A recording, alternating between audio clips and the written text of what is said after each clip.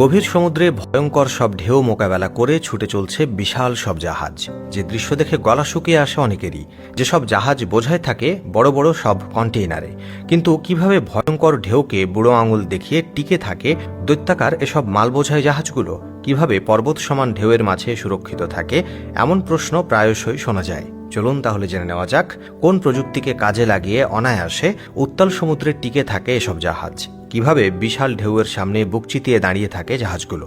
গভীর সমুদ্র মানেই বড় বড় সব ঢেউ, যে ঢেউ মোকাবেলা করেই এক মহাদেশ পাড়ি দিয়ে অন্য মহাদেশে যায় জাহাজগুলো। তবে এসব সমুদ্র যতই উত্তাল হোক না কেন, সমুদ্রের বিশাল ঢেউয়ের মাঝেও অবিচল থাকে মালবাহী জাহাজগুলো। সমুদ্রের বড় জাহাজগুলোর পর্বত আকৃতির ঢেউ থেকে বেঁচে থাকার প্রাথমিক কারণগুলোর মধ্যে অন্যতম হচ্ছে এর আকার। এই জাহাজগুলোর আকৃতি বিশাল আর ওজন অনেক বেশি।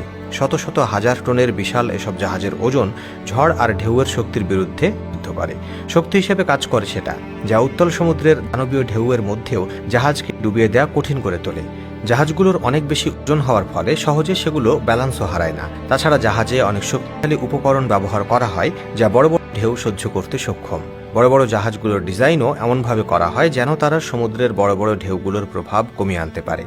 তাদের সামনের অংশ সরু হয়ে থাকে যেন ঢেউ বাধাপ্রাপ্ত না হয়, বরং দুই দিকে ছড়িয়ে পড়ে। এর ফলে ঢেউয়ের চাপ দুই দিকে ছড়িয়ে পড়ে এবং জাহাজের উপর চাপ কম পড়ে। জাহাজের দুই পাশে খালি ট্যাঙ্ক থাকে, যেগুলো প্রয়োজনের সময় পানি ভরা হয়।